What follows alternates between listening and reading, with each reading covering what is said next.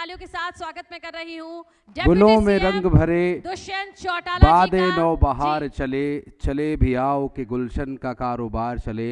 हरियाणा के युवा नेता और हरियाणा के उप मुख्यमंत्री के तौर पे जिम्मेदारी संभाल रहे माननीय दुष्यंत जी हमारे साथ जुड़ गए हैं। जोरदार तालियों के साथ स्वागत उनका हो रहा है और मैं चाहूँगा कि तालियां बजती रहें दुष्यंत जी के लिए, क्योंकि जिस तरह से एक बहुत ही कम उम्र में उन्होंने राजनीति में पदार्पण किया, अपनी मेहनत अपनी ईमानदारी से अपनी छवि को बनाया और लोगों के बीच वो लोकप्रिय हुए और डिप्टी सीएम की जिम्मेदारी वे इस वक्त संभाल रहे हैं। आज सरकार से संवाद है और सरकार का प्रतिनिधित्व यहाँ पर दुष्यंत चौटाला जी करेंगे, हमारे साथ मौजूद होंगे और हरियाणा के डेप्यूटी एडिटर विनोद लांबा जी उनसे चर्चा करेंगे और कुछ खास मेहमान होंगे उनसे भी चर्चा करेंगे। लेकिन यहाँ दुष्यंत जी का स्वागत इस वक्त बहुत ज़रूरी है, क्योंकि एक ऐसे शख्स जो सरकार का अपना पक्ष न सिर्फ सुनेंगे बल्कि सरकार का विजन क्या है आगे। जिस तरह से उद्योगों के बारे में हमने चर्चा की, उन उद्योगों का जिक्र हमने किया जिसने गुरुग्राम में, फरीदाबाद में, IMT मानेसर में सब में अपने पांव जमाए, लेकिन कुछ एक परेशानियां, कुछ एक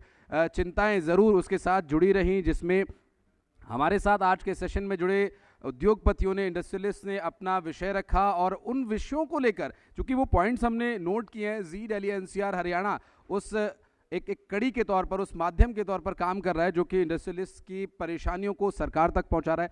सरकार की योजनाओं का जिक्र किस तरह से उनके लिए फ़ायदेमंद है और आगे उस पर कैसे काम होगा, इस पर भी हम बातचीत करेंगे। दुष्यंत जी हमारे साथ मौजूद हैं। मैं चाहूँगा कि एक छोटी सी झलक उनके अब तक के जो प्रयास हैं, सरकार के उप मुख्यमंत्री के तौर पर, प्रतिनिधि के तौर पर उन्होंने क्या कुछ प्रयास किए, एक छोटी सी झलक देख लेते हैं।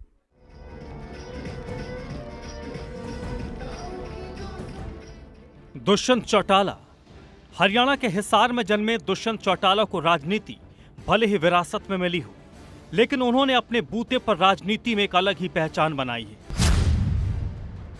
दुष्यंत चौटाला साल 2014 के आम चुनाव में हरियाणा के हिसार से लोकसभा के लिए निर्वाचित हुए और देश के सबसे कम उम्र के सांसद बने। दुष्यंत महज 26 साल की उम्र में सांसद बन गए थे। अपने काम के दम पर दुष्यंत चौटाला ने हरियाणा के हर वर्ग तक अपनी पहुंच बनाई। दुष्यंत चौटाला ने प्रदेश के हर वर्ग के मुद्दे को उठाया और उसी का नतीजा था कि जब जननायक जनता पार्टी का गठन हुआ और जननायक जनता पार्टी ने 2019 का विधानसभा चुनाव लड़ा तो जेजेपी को जनता का प्यार और स्नेह मिला। पार्टी के 10 विधायक हरियाणा विधानसभा में पहुंचे।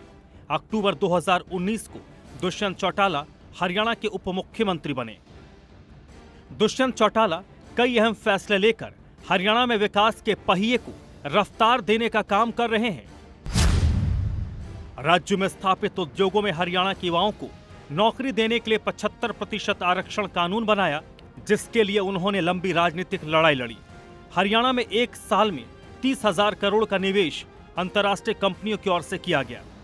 डायरेक्ट बेनिफिट ट्रांसफर स्कीम के तहत हरियाणा के किसानों को फसल की कीमत उनके बैंक अकाउंट में 48 घंटों के भीतर दी जाती है। उप मुख्यमंत्री दुष्यंत चौटाला का लक्ष्य है कि हरियाणा के हर गांव में डिजिटल लाइब्रेरी बने, ताकि ग्रामीण तबके की युवा अपनी प्रतिभा को निखारने पर ज्यादा जोर दे सके। दुष्यंत चौटाला के सामने अभी भी कई चुनौतियां हैं, जिनमें से एक बुढ़ापा पेंशन भी है। जेजेपी का लक्ष्य बुढ़ापा पेंशन 5100 प्रति महीना करवाने का है। इसके साथ ही जेजेपी के घोषणा पत्र से जुड़े कई मुद्दों को पूरी तरीके से धरातल पर उतारने की चुनौती भी है।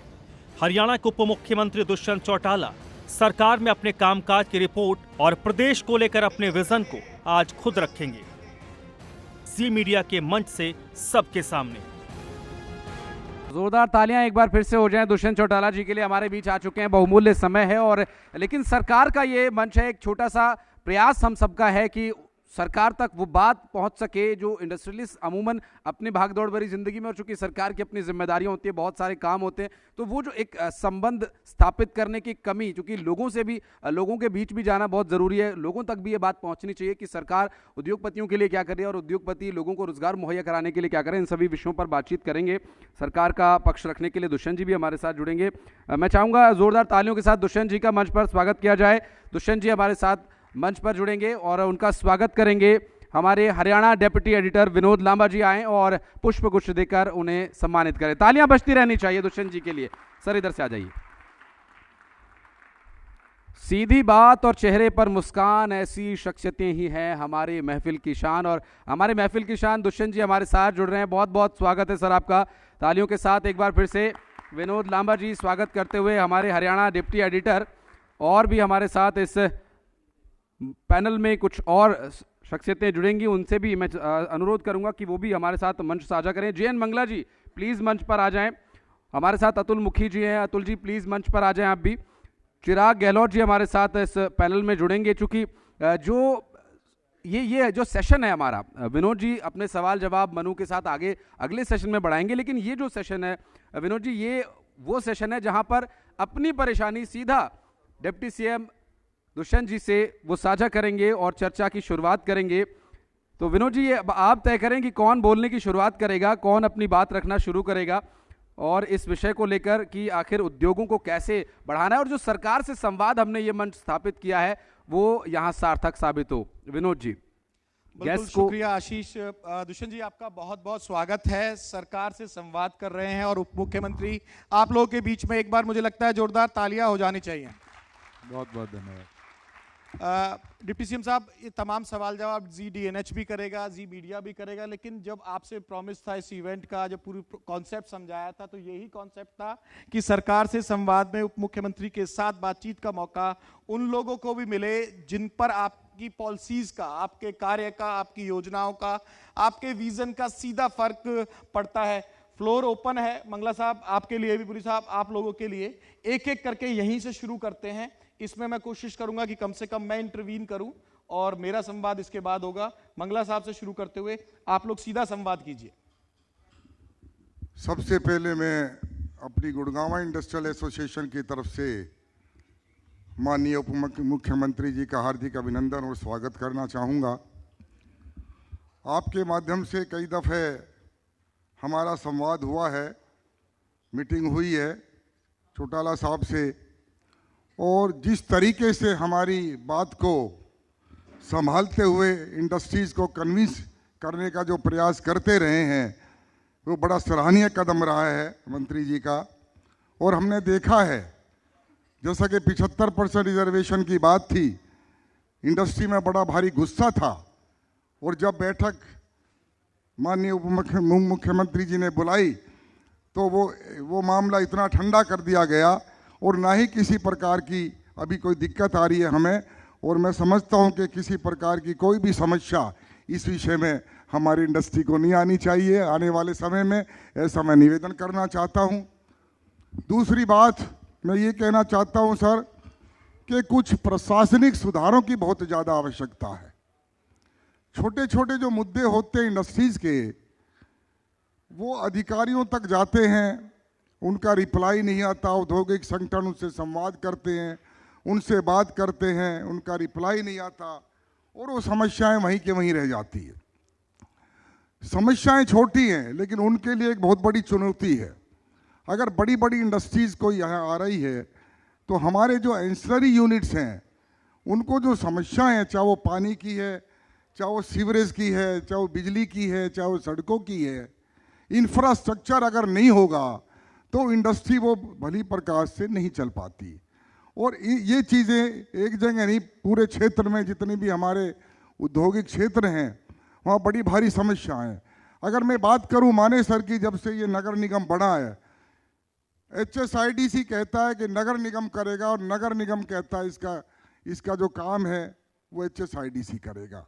उन्हीं चक्कर में जब से ये निगम बना है, मुझे लगता है कि आपका पॉइंट काफी हद तक समझ गए होंगे और IQ की तो तारीफ हो ही चुकी है, और जो इनके गठबंधन के सहयोगी हैं वो भी और विरोधी भी करते हैं कि ऑन द स्पॉट अगर जवाब देने की बात की जाए तो one of the rarest politician है हरियाणा के जो हर सवाल का जवाब देते हैं। दुष्यंत जी आपसे मैं गुजारिश करूंगा कि 1 बाय 1 एड्रेस करते रहें इन लोगों के सवाल जो हैं।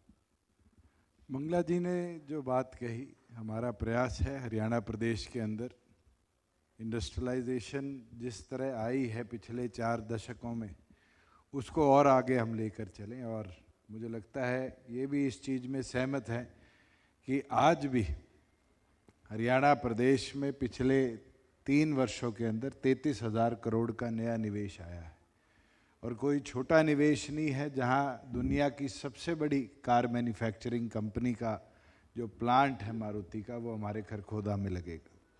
मानेसर की ये बात कर रहे थे, एशिया का वन ऑफ द बिगेस्ट जो ई कॉमर्स का वेयर हाउस है फ्लिपकार्ट का, वो पाटली हाजीपुर के अंदर अंडर कंस्ट्रक्शन है। हमारा ये प्रयास है कि नए नए इस प्रकार के उद्योग जो प्रदेश के अंदर केवल मात्र रोजगार के अवसर नहीं, अवसर पैदा करे, जिनकी बात अभी मंगला जी ने करी एंसिलरी यूनिट्स की। और एंसिलरी यूनिट्स एक तरह का बैकबोन है इंडस्ट्रियलाइजेशन का। एक बड़ा प्लांट तो मदर प्लांट तो आ सकता है, मगर उसको सपोर्ट करने वाले प्लांट अगर दूसरे प्रदेशों में लगे तो प्रदेश की उन्नति रुक जाती है। आज गुड़गांव में 1980 के दशक में मारुति आई और उसका असर है कि सोना से लेके रोहतक तक, बहादुरगढ़, झज्जर तक, उसके अलग अलग। सर सॉरी मैं इंटरप्ट किया क्योंकि आज थोड़ा बड़ा मंच है तो छूट भी ज़्यादा होगी। इनका कहना है कि एक विभाग से दूसरे विभाग के, क्योंकि ये तमाम सवाल हैं मैंने दूसरे सेशन के लिए बचा के रखे हैं कि आपके रिपोर्ट कार्ड के तौर पर, ये कह रहे हैं कि एक विभाग से दूसरे विभाग कर जाने का जो चक्कर है उसमें कई काम रुक जाते हैं। लांबा जी जो बात इनने कही, अब सरकार की बड़ी सिंपल सी एक पॉलिसी है ईज ऑफ डूइंग बिजनेस के अंदर, हर चीज़ 45 डेज की सीमा के अंदर राइट टू सर्विस में। और कहीं मानेसर की एक स्पेसिफिक बात जो कॉरपोरेशन बनने से HSIDC और मानेसर कॉरपोरेशन के बीच में कोई कोऑर्डिनेशन की कमी है, मुझे नहीं लगता। ये जरूर हो सकता है कि जो इंडस्ट्रियल स्टेट HSVP के ट्रांसफ़र हुए उनके हैंडिंग ओवर टेकिंग ओवर में डिले आया है, मगर जो इंडस्ट्रियल स्टेट HSIDC के है वो 100% HSIDC ओन्ड है और उसका रख रखाव भी HSIDC की जिम्मेवारी है। मगर जो और गांव से सीधा कॉरपोरेशन बनने का सफ़र मानेसर ने तय किया, उसके अंदर जो इंफ्रास्ट्रक्चर डेवलपमेंट की बात है, आप खुद इस चीज़ को देखते आए हैं कि जब गांव शहर में कन्वर्ट होता है तो वहाँ पर इश्यूज आते हैं, प्रॉपर्टी टैक्स कब कलेक्ट होना शुरू होगा, डेवलपमेंट प्लान कैसे रिवाइज होगा। और मुझे लगता है मानेसर को तो अभी बने 1 साल भी पूरा नहीं हुआ, धीरे धीरे वो व्यवस्था हम बनाएंगे और उस व्यवस्था से जो इनके पेटी चीज़ें हैं इनको रिजॉल्व कराएंगे। जहाँ विद इन डिपार्टमेंट्स की कोऑर्डिनेशन की बात है, हमारा बड़ा सिंपल सा एक प्लेटफॉर्म है ईज ऑफ डूइंग बिजनेस का, और उसके अंदर कोई भी विभाग 45 दिन से ज़्यादा, एक शायद पोल्यूशन एक ऐसा विभाग है क्योंकि गवर्नमेंट ऑफ इंडिया भी उसको को मॉनिटर करती है, उसमें तो दिक्कत आ सकती है, पर प्रदेश के कोई भी विभाग बिना किसी ऑब्जेक्शन के अगर किसी की एप्लीकेशन पड़ी है तो 45 दिन से ज़्यादा उसका डिले नहीं कर सकते। मुखी साहब आपका सवाल। मैं स्वागत करना चाहूँगा माननीय उप मुख्यमंत्री जी का IMT इंडस्ट्रियल एसोसिएशन मानेसर की तरफ से, और ये उनका नेचर ही है, उनका स्टाइल ऑफ फंक्शनिंग ही है कि इस एरिया में और हरियाणा में इतनी इंडस्ट्रीज़ में इन्वेस्टमेंट्स जो आ रही हैं, जो वो हमेशा इतने रिसेप्टिव बोर्ड में रहते हैं और उनके सॉल्यूशन प्रोवाइडिंग जो मिनटों में होती है, रियली अप्रिशिएबल। मैं उसका एक छोटा सा उदाहरण दूंगा सर, आपकी उस वे ऑफ फंक्शनिंग के हम कायल हैं कि इन्होंने 5 मिनट में एक ऐसा डिसीजन दिया जिसके लिए हमारे इंडस्ट्रियलिस्ट कई सालों से जूझ रहे थे, रादर बोलो तो पिछले 15 सालों से जूझ रहे थे, और उसका सॉल्यूशन सर ने 5 मिनट में हमें सॉल्व करके दिया। और वो मौका ऐसा था कि एक इंडस्ट्री जब दूसरी बायर को ट्रांसफ़र होती है, इतना कम्प्लेक्स प्रोसीजर बना हुआ था HSIDC में, और सर ने उसको इतना सिंप्लीफाई करके मात्र 10,000 रुपये शुल्क लगा करके उसको जो किया, रियली थोड़ा समझा दीजिए। आप उदाहरण दे रहे हैं, रियल बेनिफिशियरी हैं, समझा दीजिए एग्जैक्टली हुआ क्या था। है, मैं आप सबसे कहूँगा कि आप सब भी इंडस्ट्रियलिस्ट बैठे हैं, आपको भी सबका बहुत लाभ मिला होगा और समाज में सुनने को भी ऐसा मिला होगा कि ये चेंजेस आए हैं। सर, आपकी इसी रिसेप्टिव नेचर को देखते हुए हम थोड़ी सी गुस्ताखी करेंगे कि आज सरकार क्या चाहती है कि स्टेट के अंदर उद्योग ज़्यादा से ज़्यादा आए, और उद्योगपति क्या चाहता है कि उसका पूरा ध्यान दिन के, अगर उसने 12 घंटे काम करना है, पूरा ध्यान उसका उद्योग की तरफ लगे। लेकिन ऐसा असलियत में नहीं हो रहा है। उसको छोटी छोटी चीज़ों में जूझना पड़ता है, अलग अलग डिपार्टमेंट्स में फॉलो अप करनी पड़ती है। मेन मुद्दे पे आइए प्लीज। मेन मुद्दे पे सर, एक फायर एनओसी है जो मुख्यमंत्री साहब ने मानेसर में आकर के सबसे वादा किया था कि फायर एनओसी की file with in Manesar clear होगी। वहां पे वो पहले गुड़गांव में होती थी, वो विद इन मानेसर क्लियर होगी, लेकिन वो हुआ क्या, वो जाती है चंडीगढ़, जिसमें बहुत समय लग जाता है। सर मेरी आपसे गुजारिश है कि उसको अगर मानेसर का मानेसर में ही क्लियर हो जाएगी तो लोगों को बहुत सुविधा होगी और बहुत लाभ पहुंचेगा। दूसरा सर, एक MCM हमारी म्यूनिसिपल कॉर्पोरेशन ऑफ मानेसर वहाँ पे डेवलप हुई है, जिसको कि आपने ठीक कहा कि पिछले 1-1.5 साल पहले ही वो डेवलप हुई है। सर उनका पूरा फोकस वहाँ के रेजिडेंशियल एरियाज़ के ऊपर बहुत ही अच्छा फोकस है। वहाँ के रेजिडेंशियल एरिया के लोग बहुत खुश हैं MCM की फंक्शनिंग से। लेकिन एक इंडस्ट्री को हैंडल करने का तरीका, एक इंडस्ट्रियल एरिया को हैंडल करने का तरीका और एक रेजिडेंशियल एरिया को हैंडल करने का तरीका टोटली भिन्न है सर। वो हमारे एक्ट में प्रोविजन है ILB, इंडस्ट्रियल लोकल बॉडीज। ये इंडस्ट्रियल लोकल बॉडीज का अगर गठन हो जाए पूरे हरियाणा तौर पर ही, तो आप देखेंगे कि वहाँ का सीवर, सड़क, हॉर्टिकल्चर, स्ट्रीट लाइट्स, ये वाली जो समस्याएं हैं, इंडस्ट्रियल एरिया जब नया बनता है तो बहुत चमकता हुआ होता है, लेकिन कुछ समय के बाद उसका रख रखाव पूरा पुअर होने के कारण से वहाँ की लाइटें बंद पड़ी हैं, वहाँ की जी सड़कों आपका में पॉइंट गड्ढे पड़े बिल्कुल हैं। बिल्कुल, दो तो सवाल आपके हो गए। वो जो हम एक मॉडर्न लुक देना चाहते हैं मानेसर को या किसी भी इंडस्ट्रियल एरिया को, वो वहाँ से मुद्दा भिन्न हो जाता है। सर अगर इंडस्ट्रियल लोकल बॉडीज का गठन हो जाए तो ये इंडस्ट्री के लिए बहुत लाभदायक रहेगा और फ्यूचर के लिए फोकस्ड अप्रोच रहेगी। ये आपसे छोटी सी गुजारिश है सर। मुखी जी, जहाँ लोकल बॉडीज़ के अंदर इंडस्ट्रियल लोकल बॉडीज़ की बात है, ये मेरे ख्याल से हरियाणा में तो अभी तक फिनोमेना डेवलप नहीं हो पाया, मगर कहीं प्रोविज़न अगर एक्ट में दी गई है तो ज़रूर मेरे संज्ञान में भी आज पहली बार ये विषय आया है। और मैं तो चाहूँगा ये डिटेल्स भी आप हमारे साथ शेयर करें। और इसका लाभ केवल मात्र मानेसर को ही नहीं मिलेगा, ये तो मंगला जी भी मानेंगे, इसका लाभ गुड़गांव को मिलेगा, क्योंकि अनऑर्गेनाइज्ड ऑर्गेनाइज्ड इंडस्ट्री गुड़गांव में भी बहुत है। फरीदाबाद को तो बहुत ज़्यादा मिलेगा, क्योंकि सबसे पहला हमारा इंडस्ट्रियल एरिया कहीं डेवलप हुआ था प्रदेश में तो फरीदाबाद में हुआ था।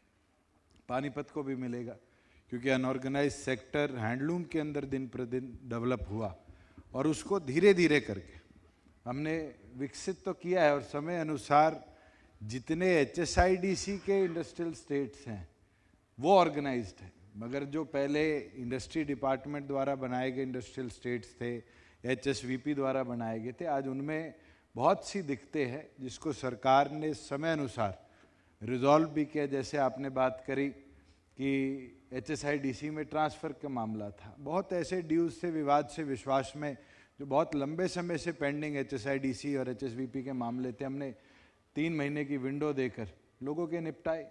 और अब भी लोग दोबारा मांग करते हैं कि ऐसी पॉलिसी लाई जाए समय अनुसार। वैट के आज बहुत से मामले पेंडिंग हैं। पिछले दिनों हमने जो वकील हैं टैक्सेशन देखते हैं उनसे संवाद किया और हम जल्द उसके ऊपर भी वन टाइम सेटलमेंट प्लान लेकर आएंगे। जहाँ फायर NOC की बात है, फायर एक बड़ा क्रिटिकल सब्जेक्ट है और उसको डिसेंट्रलाइज करना बहुत आसान है अगर हम फायर ऑफिसर्स पर्याप्त मात्रा में उपलब्ध करा पाए तो मुझे नहीं लगता ये प्रॉब्लम होगी। मगर आज के दिन क्योंकि एक नया डेवलपिंग एरिया है जहाँ दिन प्रतिदिन गवर्नमेंट का भी, खासतौर पर प्रधानमंत्री का भी फोकस बढ़ा है, उनने भी पीछे जब सारे चीफ मिनिस्टर्स की हमारी बैठक ली थी उस समय भी ये बात रखी थी कि जैसे हमारे हॉस्पिटल्स हैं, हमारे स्कूल्स हैं, प्राइमरी तौर पर इनको फायर सेफ्टी से इक्विप किया जाए। मैं जब फरीदाबाद ग्रीवेंस की मीटिंग अध्यक्षता के तौर पर करता था तो एक RTI एक्टिविस्ट कंप्लेंट लेकर आया और हमने सारे गवर्नमेंट ऑफिसेज को मॉनिटर किया। 74 के 74 ऑफिस फरीदाबाद में फायर NOC के बिना थे, मगर मैंने उस कंप्लेंट को हटाया नहीं वहाँ से, उसको पेंडिंग रखा और हर महीने 2 महीने में जब भी रिव्यू करने का मौका मिला तो उसका लाभ ये था कि रिव्यूअल पे 2-3 हर मीटिंग के अंदर ऑफिसेज की NOC आने लगी। और आज मैं कह सकता हूँ कि फरीदाबाद के आधे से ज़्यादा सरकारी स्कूल, सरकारी दफ्तर आज फायर की प्रॉब्लम अगर हो जाए तो उसके लिए, उससे निपटने के लिए इक्विप्ड है। आज इंडस्ट्री के साथ भी ये प्रॉब्लम है। इंडस्ट्री कोई 20 साल पहले बनी हुई है, 30 साल पहले बनी हुई है, और उसको जब फायर से इक्विप करने की बात करी जाती है तो उसको बहुत प्रॉब्लम्स आती है, क्योंकि इंफ्रास्ट्रक्चर बनाना है, टैंक्स बनाने हैं, पंपिंग लगानी है, पूरी पाइपलाइन ले करनी है, बहुत छोटा काम नहीं होता ये। और एक उद्योग करने वाले आदमी के लिए उसका कॉस्ट भी बहुत होता है, चाहे वो 15-20 लाख का एक छोटी सी फैक्ट्री में इक्विपमेंट लगाने की बात हो। तो इसके अंदर तो आपका भी सहयोग चाहिए, आप एसोसिएशन हेड करते हैं, ये टारगेट तो आप लेकर चलिए कि आपके एसोसिएशन में जितने रजिस्टर्ड मेंबर्स हैं एटलीस्ट उन लोगों की फैक्ट्रीज पूरी तौर पर सुरक्षित हो, उनकी फायर एनओसीज की फाइल्स अप्लाई हो जाए। और मैं ज़रूर विश्वास दिलाता हूं कि हम एक डेडिकेटेड टीम लगा देंगे जो डायरेक्टर्स डेलीगेट भी कर सकता है पावर, क्योंकि आज फायर डायरेक्टर के पास ये पावर्स है, मगर समय अनुसार वो पावर्स हमने डेलीगेट करी हैं और वो डिस्ट्रिक्ट लेवल पर या कमिश्नरेट लेवल पर हम डेलीगेट कर कर उस चीज़ को और आसानी से आगे बढ़ाया जाए, उसके प्रति काम करते हैं। और आज ये चीज़ आपने मेरे आगे रखी है, ज़रूर इसके ऊपर भी जल्द हमको एक्शन प्लान बनाएंगे कि ग्राउंड पर आकर इन चीज़ों का निपटारा हो। गहलोत साहब। धन्यवाद सर। मैं दुष्यंत जी का धन्यवाद करता हूं कि आज इस संवाद में आने का उन्होंने मौका दिया और हम सब उनसे क्वेश्चन आंसर पूछ सकते हैं। जैसे अभी 2 इंडस्ट्रीज़ के हुए, सर हम रियल एस्टेट सेक्टर से हैं, तो रियल एस्टेट सेक्टर को बहुत सारी चीज़ें मिली हैं इस गवर्नमेंट से और हमें पता है कि बहुत अच्छी डेवलपमेंट्स हो रही है और गुड़गांव और एरियाज़ हरियाणा के आगे बढ़ रहे हैं। आपसे सर मेरे 2 क्वेश्चंस थे। जैसे सोना के अंदर अभी एलिवेटेड रोड बना जिससे जो डिस्टेंस था बहुत कम हो गया है, तो इसी तरीके से वहाँ पे एक और अल्टरनेट रूट की व्यवस्था की जाए ताकि उस एरिया की डेवलपमेंट हो जाए, जो प्रपोज्ड है पर अभी तक उस पर कोई काम शुरू नहीं हुआ है सर। एक और है, जैसे सर उद्योग विहार है हमारा, ये दिल्ली से सबसे पास है, बट अभी इसी सेक्टर के अंदर इंडस्ट्रीज़ हैं, बट जैसे हम विदेश में देखते हैं या और कहीं देखते हैं, यहाँ पे मिक्स्ड लैंड यूज़ की पॉलिसी आए ताकि एरिया रीडेवलप हो सके और इसमें होटल्स, थोड़ा रेजिडेंशियल कंपोनेंट और चीज़ें आ सके सर। गहलोत जी, जहाँ बात आपने कही ऑल्टरनेटिव रोड्स की, हरियाणा का रोड इंफ्रास्ट्रक्चर शायद देश में किसी भी राज्य में ऐसा नहीं है, इतना बेहतरीन है। और हमारा तो प्रयास है दिन प्रतिदिन इसको आगे लेकर चलें। ऑल्टरनेट कनेक्टिविटी स्टेट्स को कैसे मिले उसके ऊपर काम हो रहा है। आज आईजीआई से लेकर कनेक्टिविटी कैसे जेवर एयरपोर्ट तक बने, जेवर एयरपोर्ट तो अभी अंडर कंस्ट्रक्शन है, उसके ऊपर भी 2 प्रपोजल हमने दिए हैं। चाहे वो वसंत कुंज से अंडरग्राउंड हमारे घाटा तक एक रोड बनाई जाए, और एनएचआई को हमने लिखकर भेजा है और गडकरी जी से मैं उम्मीद भी रखता हूँ, क्योंकि उनका भी टारगेट है कि इस डिस्टेंस को शॉर्टन किया जाए और इससे छोटा रास्ता नहीं होगा, उसी कनेक्शन को ही फर्दर, क्योंकि मास्टर प्लान का भी हिस्सा है कि हम जो हमारी गोल्फ कोर्स एक्सटेंशन रोड है उसके भी एक ऊपर से सड़क बनाई जाए जो सोना तक कनेक्टिविटी करे। और मेरे ख्याल से आप उसी की बात कर रहे थे। Yes sir. आज उसका एक्विजिशन प्रोसेस इतना टफ हो चुका 2013 के एक्ट के बाद, मगर हमने गवर्नमेंट ऑफ इंडिया को लिखा है कि एनएचएआई इस प्रोजेक्ट को टेकअप करे। वैसे ही हमारे गुड़गांव के से 2 कनेक्शन बनते हैं, एक फारूक नगर और झज्जर के बीच में तो हमने 4 लेन कर दी, मगर अब हमारा टारगेट है कि द्वारका एक्सप्रेसवे से ग्लोबल सिटी के सामने से हम एलिवेटेड रोड उठाकर और उसको हमारे चंदू गांव के बाद जोड़ने का काम करें, जिससे झज्जर तक की कनेक्टिविटी और बेहतर हो। वैसे ही बाडसा एम्स की कनेक्टिविटी को समृद्ध करने के लिए आज 67% फार्मर्स का कंसेंट आ गया, और जैसे ही 70+% फार्मर्स का कंसेंट आ जाएगा फिर कंसोलिडेशन के अंदर हम उसको भी और गति के साथ टेकअप करेंगे कि हमारे को जो डेवलपमेंट करनी है वो डेवलपमेंट समय अनुसार हम कर पाए।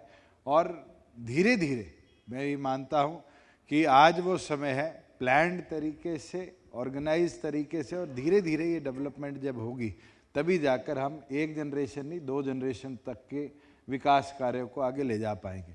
इतिहास यही रहा है कि डिसीजन ले लिए जाते हैं 5 साल 10 साल की प्लानिंग में, और उसका लाभ 5 साल तो बहुत अच्छा मिलता है, 10 साल तो बहुत अच्छा मिलता है, मगर उसके बाद उसके रेप्रिकॉशंस हमें देखने को मिलते हैं। और आपने उसका नतीजा दिल्ली में भी देखा है कि कैसे मशरूमिंग हुई रेजिडेंशियल एरियाज़ की, और आज उसका नतीजा है कि दिल्ली की road capacity, infrastructure capacity fail हो चुकी है। तो जहां आप उद्योग विहार को इंडस्ट्रियल की जगह मिक्स लैंड यूज में ले जाने की बात कर रहे हैं, अगर वहाँ पर हम इंफ्रास्ट्रक्चर पहले डेवलप नहीं कर पाएंगे जहाँ लोगों की आबादी को वो केटर कर पाए, तो अगर उसको मिक्स लैंड यूज़ कर लो, होटल्स बना लो, कमर्शियल बना लो, रेजिडेंशियल बना लो, हर चीज़ की एंड रिजल्ट यही होगा कि एक बहुत बड़ा फेलियर होगा। आज वहाँ से इंडस्ट्री रीलोकेट हो रही है और हमने देखा है कि जहाँ पहले मैन्युफैक्चरिंग क्लस्टर उद्योग विहार था, आज वो आईटी क्लस्टर के तौर पे डेवलप हो रहा है। तो एक ऑल्टरनेट चेंज तो आया है, मगर समय अनुसार उस चीज़ को और आगे कैसे लेके जाए। आपने न्यूयॉर्क शहर की बात न्यूयॉर्क शहर को देखा होगा कि कैसे 9x17 किलोमीटर के अंदर एक पूरा देश बसा हुआ है। उसको कितने दशकों में प्लान किया गया, कैसे प्लान किया गया, उसको समझने की ज़रूरत है। और मुझे लगता है कि गुड़गांव के लिए उसमें से एक विजन हमारा ग्लोबल सिटी है और जल्द उसको हम लेकर आएंगे। और आप खुद देखेंगे कि जो ये डिमांड दिल्ली के बॉर्डर पर है वो अपने आप ग्लोबल सिटी की तरफ शिफ्ट होगी और वो एरिया विकसित होगा तो गुड़गांव की अपनी एक पहचान बनने का काम। शुक्रिया आप सभी का हमारे साथ जुड़ने के लिए। आप सभी पैनलिस्ट जो ने आपने अपना विषय रखा डिप्टी सीएम दुष्यंत चौटाला जी के सामने और उन्होंने ये वादा किया है कि जो पॉइंट्स उनके संदर्भ में अब आए हैं तो उसके लिए काम किया जाएगा और उम्मीद करते हैं कि बहुत जल्द काम होगा।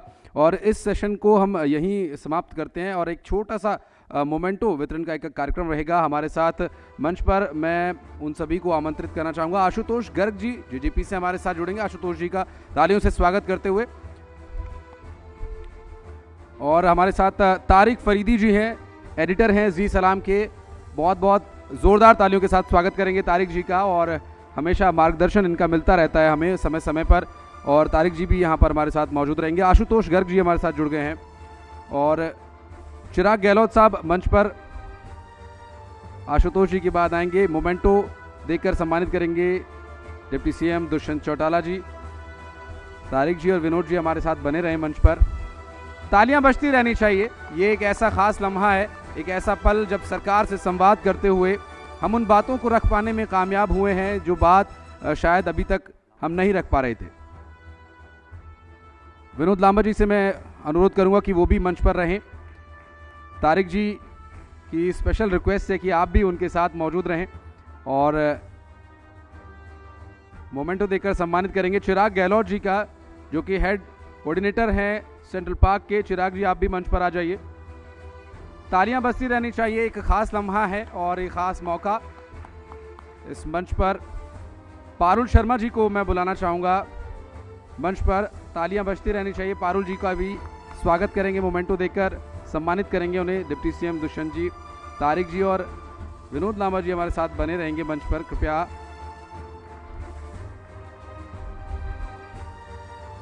आशुतोष गर्ग जी,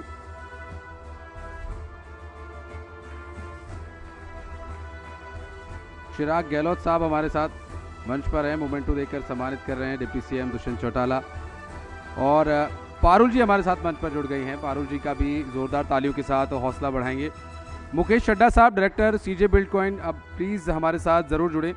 बिल्डकॉन्स माफ़ कीजिएगा। मुकेश चड्ढा जी मंच पर तालियों के साथ स्वागत करेंगे क्योंकि मुकेश जी बहुत बारीकी से इंडस्ट्री की उन परेशानियों को रखने में कामयाब रहे हैं। बहुत सारे ऐसे पहलुओं को उन्होंने छुआ है जिन्हें हमने नोट डाउन किया है और आगे डिप्टी सीएम साहब दुष्यंत जी से हम उम्मीद करेंगे कि उस पर वो जवाब देंगे और बातचीत का सिलसिला अगले सेशन में शुरू करेंगे। और ये संजीव कुमार जी हमारे साथ मंच पर ब्लिस के डायरेक्टर हैं। इस जगह पर हम यहाँ जो आज हमने सरकार से संवाद कार्यक्रम किया है इसके ओनर हैं और एक बहुत ही महत्वपूर्ण सेशन इनके साथ होना था लेकिन किसी वजह से अभी नहीं हो पाया। आगे कोशिश करेंगे, इनसे भी बातचीत की जाएगी।